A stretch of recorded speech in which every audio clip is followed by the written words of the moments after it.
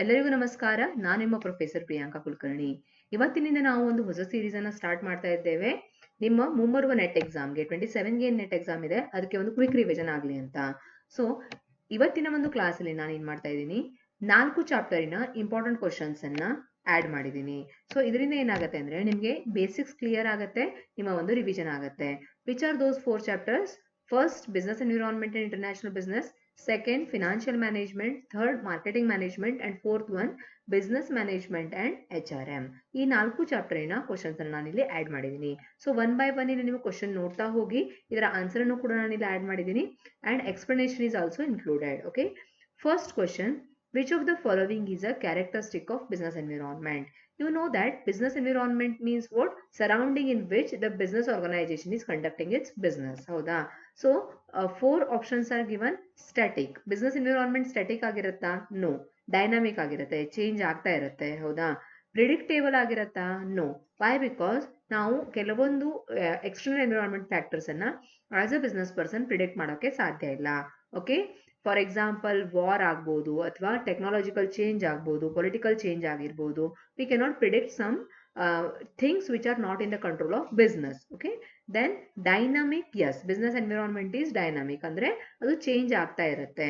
Then D, internal only? No, business environment includes internal and external. Okay, both the factors are included. So like this I have analyzed all the 4 options and correct option is option C, dynamic. Okay na. Next question ನೋಡಿ, second one, PESTLE, pestle analysis does not include which factor? ನೋಡಿ ಇಲ್ಲಿ business ಎನ್ವಿರಾನ್ಮೆಂಟಿನ external factors ಅನ್ನ analyse ಮಾಡೋದಕ್ಕೆ ನಾವು ಸ್ವಾಟ್ analysis ಆಗಿರ್ಬೋದು, SWOT ಸಾಟ್ analysis ಅಂತೀವಿ ನಾವು. ಅದೇ ರೀತಿ PESTLE, ಓಕೆನಾ, ಈ ರೀತಿಯ ಬೇರೆ ಬೇರೆ ಅನಾಲಿಸಿಸ್ ನ ನಾವು ಯೂಸ್ ಮಾಡ್ತೀವಿ. ಓಕೆನಾ, ಅದರಲ್ಲಿ PESTLE ಅಂದ್ರೆ ಫುಲ್ ಫಾರ್ಮ್ ಏನು? ಪೊಲಿಟಿಕಲ್, ಇಲ್ಲಿ ನೋಡಿ, economical, social, technological, legal and environmental. Okay, 2 E ಅನ್ನ ಕೊಟ್ಟಿದ್ದಾರೆ ಇಲ್ಲಿ, ಒಂದು ಇಕನಾಮಿಕಲ್, ಒಂದು ಎನ್ವಿರಾನ್ಮೆಂಟಲ್. ಸೊ ಪೆಸ್ಟಲ್ ಅನಾಲಿಸಿಸ್ ಅಲ್ಲಿ ಯಾವುದು ಇನ್ಕ್ಲೂಡ್ ಆಗೋದಿಲ್ಲ, ಇಥಿಕಲ್ ಅನ್ನೋದು ಇನ್ಕ್ಲೂಡ್ ಆಗೋದಿಲ್ಲ ಫ್ರಮ್ ಗಿವನ್ ಆಪ್ಷನ್ಸ್. ಓಕೆನಾ. Then what is the next question? Third question is, which of the following is not a type of economic environment? ನೋಡಿ, economic environment ಅಲ್ಲಿ ಏನೇನು ಬರುತ್ತೆ? You know that all the economic factors are included. So inflation, interest rate and GDP growth, all these factors are included in economic environment.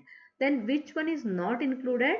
Trade unions. You know that trade unions is a part of socio-political environment. Okay na.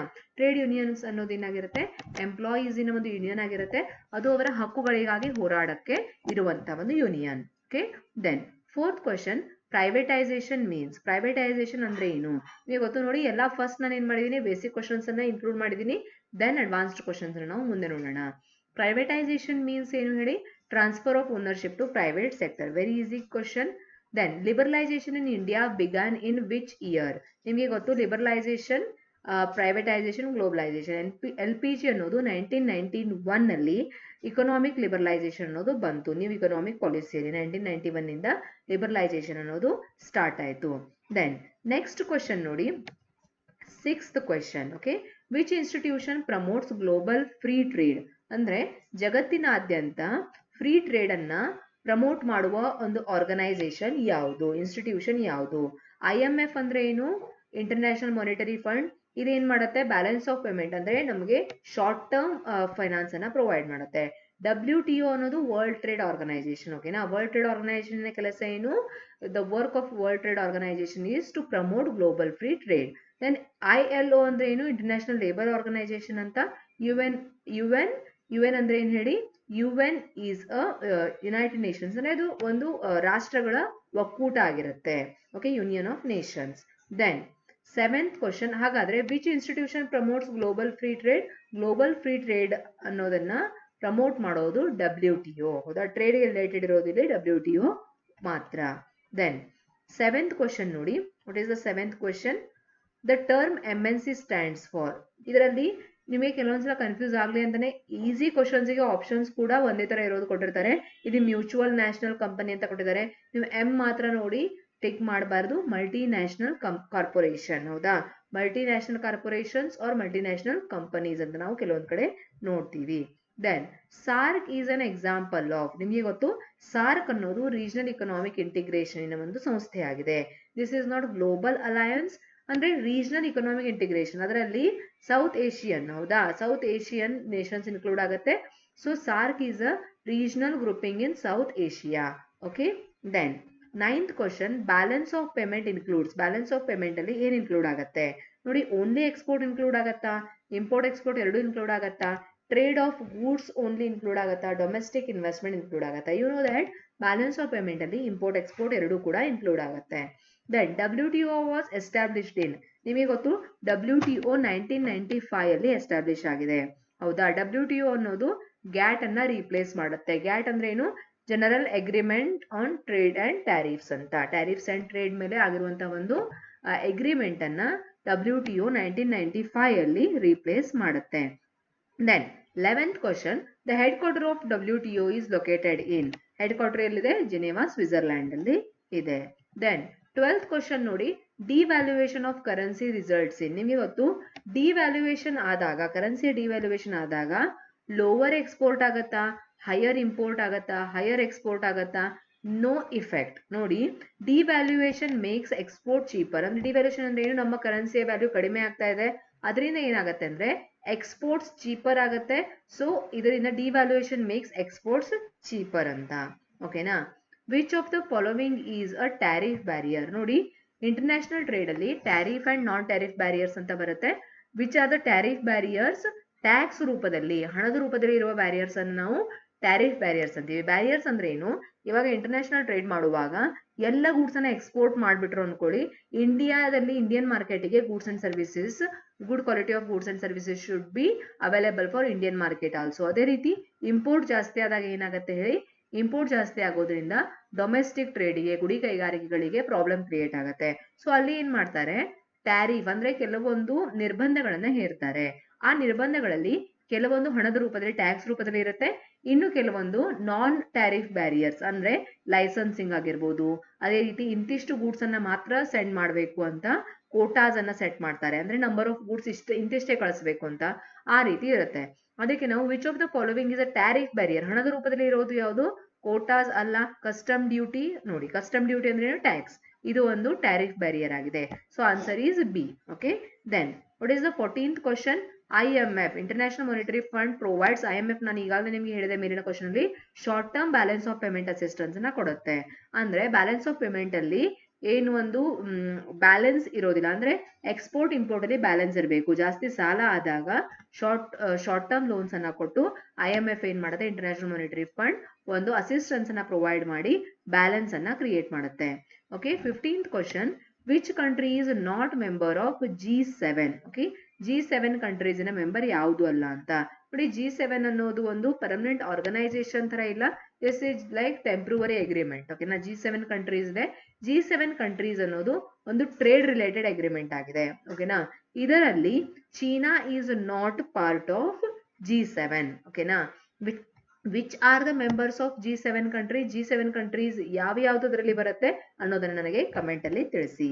Okay, then FDI, foreign direct investment is part of, ನೋಡಿ ನಮಗೆ ಗೊತ್ತು balance of payment ಅಲ್ಲಿ, current account and capital account ಅಂತ ಬರುತ್ತೆ. Usually ನಾವು ನಿಮಗೆ simple language ಅಲ್ಲಿ ಹೇಳಬೇಕು ಅಂದ್ರೆ, ಕ್ಯಾಪಿಟಲ್ ಅಕೌಂಟ್ ಅಲ್ಲಿ ಲಾಂಗ್ ಟರ್ಮ್ ಇರುವಂತಹ ರೆವೆನ್ಯೂಸ್ ಆರ್ ಇನ್ಕಮ್ಸ್ ಅನ್ನ ನಾವು ರೆಕಾರ್ಡ್ ಮಾಡ್ತೀವಿ. ಅದೇ ಕರೆಂಟ್ ಅಕೌಂಟ್ ಅಲ್ಲಿ ನಾವೇನ್ ಮಾಡ್ತೀವಿ? ಡೇ ಟು ಡೇ ಟ್ರಾನ್ಸಾಕ್ಷನ್ಸ್ ಅನ್ನ ರೆಕಾರ್ಡ್ ಮಾಡ್ತೀವಿ. ಹಾಗಾದ್ರೆ FDI ಅನ್ನೋದು ಫಾರಿನ್ ಡೈರೆಕ್ಟ್ ಇನ್ವೆಸ್ಟ್ಮೆಂಟ್, ಇದು ಕ್ಯಾಪಿಟಲ್ ಅಕೌಂಟಿನ ಪಾರ್ಟ್ ಆಗಿದೆ. So C is the correct answer. Then what is the 17th question? Which policy supports export led growth? ಯಾವುದು ಎಕ್ಸ್ಪೋರ್ಟ್ ಲೆಡ್ ಗ್ರೋತ್ ಅನ್ನ, export ಅನ್ನ ಸಪೋರ್ಟ್ ಮಾಡುವಂತ ಪಾಲಿಸಿ ಯಾವುದು ಕೊಟ್ಟಿರುವ ಪಾಲಿಸಿಗಳಲ್ಲಿ?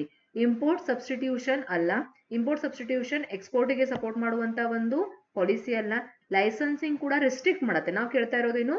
ಎಕ್ಸ್ಪೋರ್ಟ್ಗೆ ಸಪೋರ್ಟ್ ಮಾಡುವಂತದ್ದು. ಲೈಸೆನ್ಸಿಂಗ್ ಇಂದ ಏನಾಗುತ್ತೆ? ರೆಸ್ಟ್ರಿಕ್ಷನ್ ಆಗುತ್ತೆ. ಫಾರಿನ್ ಎಕ್ಸ್ಚೇಂಜ್ ಕಂಟ್ರೋಲ್ ಇಂದನೂ ಏನಾಗುತ್ತೆ? ಕಂಟ್ರೋಲ್ ಆಗ್ತಾ ಇದೆ. ಬಟ್ ಇಲ್ಲಿ ನಮ್ಗೆ ಬೇಕಾಗಿರೋದೇನು? ಎಕ್ಸ್ಪೋರ್ಟ್ಗೆ ಸಪೋರ್ಟ್ ಮಾಡೋದು ಯಾವುದು ಅಂತ. Correct answer is SEZ, special economic zones ಅಂತ ಏನಿರುತ್ತೆ, ಅವರು ಏನ್ ಮಾಡ್ತಾರೆ?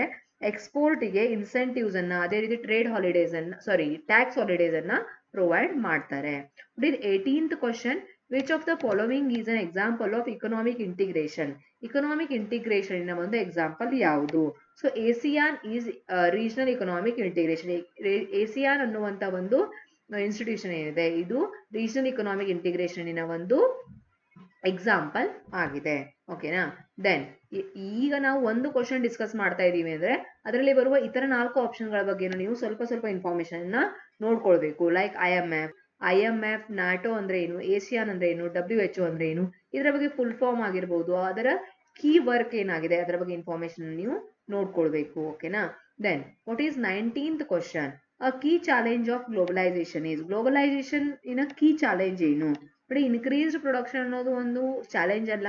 ಚಾಲೆಂಜ್ ಅಂತ ಕೇಳಿದಾಗ ನೀವು ನೆಗೆಟಿವ್ ಪಾಯಿಂಟ್ ಅನ್ನ ನೋಡಬೇಕು. Local employment generation is also what positive point. Cultural homogenisation. ನೋಡಿ, ಇಲ್ಲಿ ಏನಾಗುತ್ತೆ ಅಂದ್ರೆ cultural diversity is affected by the globalisation. ಅಂದ್ರೆ ಈಗ ನಮ್ಮ ಕಂಟ್ರಿಯಲ್ಲಿ ಇಂಡಿಯನ್ ಕಲ್ಚರ್ ಇದೆ, ಬಟ್ MNC ಅಲ್ಲಿ ಏನ್ ಹೇಳ್ತಾರೆ ಹೇಳಿ, ಕಾರ್ಪೊರೇಟ್ ಕಲ್ಚರ್ ಅನ್ನ ನೀವು ಫಾಲೋ ಮಾಡಬೇಕು. ಅಂದ್ರೆ ಅಲ್ಲಿ ಕೆಲವೊಂದು ಕ್ಲೋತ್ ಬಗ್ಗೆ ಆಗಿರ್ಬೋದು, ಅಥವಾ ನಿಮ್ಮ ಒಂದು ನಾವೇನಂತೀವಿ ಪರ್ಸನಾಲಿಟಿ ಆಗಿರ್ಬೋದು, ನಿಮ್ಮ ಒಂದು ಸ್ಟೈಲಿಂಗ್ ಆಗಿರ್ಬೋದು, ಆ ಕಾರ್ಪೊರೇಟ್ ಕಲ್ಚರ್ಗೆ ತಕ್ಕ ಹಾಗೆ ನೀವು ಮ್ಯಾನೇಜ್ ಮಾಡ್ಕೊಳ್ಬೇಕಾಗತ್ತೆ, ಅವ್ರು ಅಡ್ಜಸ್ಟ್ ಮಾಡ್ಕೊಳ್ಬೇಕಾಗತ್ತೆ. ಅದಕ್ಕಾಗಿ ಗ್ಲೋಬಲೈಸೇಷನ್ ಇಂದ ಏನಾಗತ್ತೆ ಅಂದ್ರೆ ಕಲ್ಚರಲ್ ಹೋಮೋಜನೈಸೇಷನ್, ಅಂದ್ರೆ ಒಂದೇ ರೀತಿಯ ಕಲ್ಚರ್ ಅನ್ನ ಅವರು ಒತ್ತಾಯಪೂರ್ವಕವಾಗಿ ಏನ್ ಮಾಡ್ತಾರೆ ಅಂದ್ರೆ ಇಂಪೋಸ್ ಮಾಡೋದಕ್ಕೆ ಟ್ರೈ ಮಾಡ್ತಾರೆ. ಕಲ್ಚರಲ್ ಡೈವರ್ಸಿಟಿಯನ್ನ ಅವರು ಏನ್ ಹೇಳ್ತೀವಿ ನಾವು ರಿಸ್ಪೆಕ್ಟ್ ಮಾಡೋದಿಲ್ಲ ಅಂತ ನಾವು ಹೇಳ್ಬೋದು. So that is a challenge. Okay, cultural homogenisation. Then which of the following is non tariff barrier? ನೋಡಿ, ಮೇಲೆ ಟ್ಯಾರಿಫ್ ಬ್ಯಾರಿಯರ್ ಬಗ್ಗೆ ಕ್ವಶನ್ ಬಂದಿತ್ತು, ಇಲ್ಲಿ ನಾನ್ ಟ್ಯಾರಿಫ್ ಬ್ಯಾರಿಯರ್ ಬಗ್ಗೆ ಕ್ವಶನ್ ಬರ್ತಾ ಇದೆ. ನಾನ್ ಟ್ಯಾರಿಫ್ ಅಂತ ಬಂದಾಗ ಅದು ಟ್ಯಾಕ್ಸ್ ರೂಪದಲ್ಲಿ ಇರೋದಿಲ್ಲ. ಕಸ್ಟಮ್ ಡ್ಯೂಟಿ, ಸಬ್ಸಿಡಿ ಆಗಿರ್ಬೋದು, ಸೇಲ್ಸ್ ಟ್ಯಾಕ್ಸ್ ಆಗಿರ್ಬೋದು, ಇದೆಲ್ಲ ಏನಿದೆ ಟ್ಯಾಕ್ಸ್ ರೂಪದಲ್ಲಿ ಇರುತ್ತೆ. ಅದೇ ಕೋಟಾ ಅಂದ್ರೆ ಏನು? Quotas is a limit quantity and are non tariff nature. ಅಂದ್ರೆ ಫಾರ್ ಎಕ್ಸಾಂಪಲ್ 100 ಕ್ವಾಂಟಿಟಿಯನ್ನ ಒಂದು ಕಂಪನಿ ಪ್ರೊಡ್ಯೂಸ್ ಮಾಡಿದೆ ಅಂದ್ರೆ ಅದರಲ್ಲಿ 50 ಮಾತ್ರ ನೀವು ಎಕ್ಸ್ಪೋರ್ಟ್ ಮಾಡಬಹುದು, 50 ಪ್ರಾಡಕ್ಟ್ಸ್ ಅನ್ನ ಇಂಡಿಯನ್ ಮಾರ್ಕೆಟ್ ಅಲ್ಲಿಯೇ ಮಾರಾಟ ಮಾಡಬೇಕು ಅನ್ನುವಂತ ಒಂದು quota. Okay, which organization regulates trade in intellectual property rights? ನೋಡಿ, ಇಂಟೆಲೆಕ್ಚುಯಲ್ ಪ್ರಾಪರ್ಟಿ ರೈಟ್ಸ್ ಅಂದ್ರೆ ಏನು? ನಾವು ಹೇಳ್ಬೋದು ವಿಚ್ ಲೈಕ್ ಗುಡ್ ವಿಲ್ ಆಗಿರ್ಬೋದು, ಅಥವಾ ಟ್ರೇಡ್ ಮಾರ್ಕ್ ಆಗಿರ್ಬೋದು, ಕಾಪಿ ರೈಟ್ಸ್ ಆಗಿರ್ಬೋದು, ಇವುಗಳಿಗೆ ನಾವೇನಂತೀವಿ ಇಂಟೆಲೆಕ್ಚುಯಲ್ ಪ್ರಾಪರ್ಟೀಸ್ ಅಂತ ಕರಿತೀವಿ. ಹೌದಾ? ಸೊ ಅವುಗಳನ್ನ ಮ್ಯಾನೇಜ್ ಮಾಡೋದು ಯಾವುದು? WTO ದಲ್ಲಿ, ವರ್ಲ್ಡ್ ಟ್ರೇಡ್ ಆರ್ಗನೈಸೇಷನ್ ಅಲ್ಲಿ ಟ್ರಿಪ್ಸ್. ಓಕೆ, ಟ್ರಿಪ್ಸ್ ಅನ್ನುವಂತಹ ಒಂದು ಅಂಗಸಂಸ್ಥೆ ಏನ್ ಮಾಡುತ್ತೆ ಅಂದ್ರೆ ಇಂಟೆಲೆಕ್ಚುಯಲ್ ಪ್ರಾಪರ್ಟಿ ರೈಟ್ಸ್ ಅನ್ನ ಮ್ಯಾನೇಜ್ ಮಾಡುತ್ತೆ. Okay, you have to comment in comment section what is the full form of TRIPS. TRIPS ನ full form ಏನು ಅನ್ನೋದನ್ನ ನೀವು comment section ಅಲ್ಲಿ ತಿಳಿಸಬೇಕು. ಓಕೆನಾ? ಸೊ ಇಂಟೆಲೆಕ್ಚುಯಲ್ ಪ್ರಾಪರ್ಟಿ ರೈಟ್ಸ್ ಅನ್ನ TRIPS ಮ್ಯಾನೇಜ್ ಮಾಡುತ್ತೆ. Then trade openness is measured by. ನೋಡಿ, ಟ್ರೇಡ್ ಓಪನ್ನೆಸ್ ಅಂದ್ರೆ ಏನು? ಇಂಡಿಯನ್ ಮಾರ್ಕೆಟ್ ಅಲ್ಲಿ ಎಕ್ಸ್ಪೋರ್ಟ್ ಇಂಪೋರ್ಟ್ಸ್ ಗೆ ಎಷ್ಟು ಓಪನ್ನೆಸ್ ಇದೆ ಅಥವಾ ಎಷ್ಟು ಆದ್ಯತೆಯನ್ನ ಕೊಡ್ತಾರೆ ಅನ್ನೋದನ್ನ ಕ್ಯಾಲ್ಕುಲೇಟ್ ಮಾಡೋದು ಹೇಗೆ ಅಂತ. Trade openness is measured by, ಹೇಗೆ ಮೇಜರ್ ಮಾಡ್ತಾರೆ? Exports plus imports divided by GDP. ಅಂದ್ರೆ ಟೋಟಲ್ ಗ್ರಾಸ್ ಡೊಮೆಸ್ಟಿಕ್ ಪ್ರಾಡಕ್ಟ್ ಅಲ್ಲಿ ಇಂಡಿಯಾದ ಗ್ರಾಸ್ ಡೊಮೆಸ್ಟಿಕ್ ಪ್ರಾಡಕ್ಟ್ ಅಲ್ಲಿ ಎಕ್ಸ್ಪೋರ್ಟ್ ಮತ್ತೆ ಇಂಪೋರ್ಟಿನ ಒಂದು ರೇಷಿಯೋ ಎಷ್ಟು ಅಂತ ಕ್ಯಾಲ್ಕುಲೇಟ್ ಮಾಡುವಂತ ಒಂದು formula. Okay, option C, export plus import divided by GDP. Understood? Then question number 23. Which country is not part of BRICS? ನೋಡಿ, BRICS, ಬ್ರಿಕ್ಸ್ ಅಂದ್ರೆ ಏನು? Brazil, Russia, India, China and South Africa. Okay, which one is not part of BRICS? Japan is not part of BRICS ಅಂತ ನಾವು ಹೇಳ್ಬೋದು. ಇಲ್ಲಿ ಎಲ್ಲ countries ಹೆಸರನ್ನ ನಾನು ಆಲ್ರೆಡಿ ಮೆನ್ಷನ್ ಮಾಡಿದ್ದೀನಿ. ದೆನ್ ಲಾಸ್ಟ್ 2 ಕ್ವೆಶನ್ಸ್ ನೋಡಿ, 23, question number 24 and 25. Foreign portfolio investment is shown under. ನಾನು ನಿಮ್ಗೆ ಹೇಳಿದ ಹಾಗೆ ಬ್ಯಾಲೆನ್ಸ್ ಆಫ್ ಪೇಮೆಂಟ್ ಅನ್ನ ನಾವೆಲ್ಲಿ ಇನ್ಕ್ಲೂಡ್ ಮಾಡ್ತೀವಿ? ಬ್ಯಾಲೆನ್ಸ್ ಆಫ್ ಪೇಮೆಂಟ್ ಇನ ಯಾವ ಪಾರ್ಟ್ ಅಲ್ಲಿ ಪೋರ್ಟ್ಫೋಲಿಯೋ ಇನ್ವೆಸ್ಟ್ಮೆಂಟ್ ಅನ್ನ ಇನ್ಕ್ಲೂಡ್ ಮಾಡ್ತೀವಿ? ಕ್ಯಾಪಿಟಲ್ ಅಕೌಂಟ್ ಅಲ್ಲಿ. ಅದೇ ರೀತಿ FDI ಅನ್ನ ಕೂಡ ನಾವು ಕ್ಯಾಪಿಟಲ್ ಅಕೌಂಟ್ ಅಲ್ಲಿ ಇನ್ಕ್ಲೂಡ್ ಮಾಡ್ತೀವಿ. Then question number 25. Question number 25 ಏನ್ ಹೇಳ್ತಾ ಇದೆ ನೋಡಿ, special economic zone provides. Special economic zone ಅಲ್ಲಿ ಏನು ಪ್ರೊವೈಡ್ ಮಾಡ್ತಾರೆ? Tax holidays and infrastructure. ಅಂದ್ರೆ ಸ್ಪೆಷಲ್ ಎಕನಾಮಿಕ್ ಝೋನ್ ಅನ್ನುವಂತ ಏರಿಯಾದಲ್ಲಿ ಇಂಡಸ್ಟ್ರಿಗೆ ಬೇಕಾದಂತಹ ಇನ್ಫ್ರಾಸ್ಟ್ರಕ್ಚರ್, ಫಾರ್ ಎಕ್ಸಾಂಪಲ್ ಬಿಲ್ಡಿಂಗ್ ಆಗಿರ್ಬೋದು, ಪವರ್ ಫೆಸಿಲಿಟಿ ಆಗಿರ್ಬೋದು, ಹೌದಾ, ರೋಡ್ಸ್ ಫೆಸಿಲಿಟಿ ಆಗಿರ್ಬೋದು, ಇದೆಲ್ಲ ಪ್ರೊವೈಡ್ ಮಾಡ್ತಾರೆ.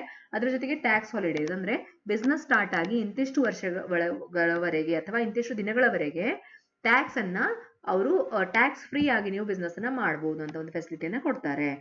ಇಲ್ಲಿಯವರೆಗೆ 25th ಕ್ವಶನ್ ವರೆಗೆ ನಮ್ಮ ಕ್ವಶನ್ಸ್ ಯಾವ ಒಂದು ಚಾಪ್ಟರ್ ಇಂದ ಆಡ್ ಆಗಿದೆ? Business environment and international business ಇಂದ ಆಡ್ ಆಗಿದೆ. ಓಕೆನಾ? ಮುಂದಿನ 25 ಕ್ವಶನ್ಸ್ ಏನಿರುತ್ತೆ ಫಿನಾನ್ಷಿಯಲ್ ಮ್ಯಾನೇಜ್ಮೆಂಟ್ ಅನ್ನುವಂಥ ಚಾಪ್ಟರ್ ಇಂದ ಇನ್ಕ್ಲೂಡ್ ಮಾಡಿದ್ದೀನಿ. So in next video will discuss about 25 questions, remaining 25 questions. Okay, we'll meet in next class. Thank you so much.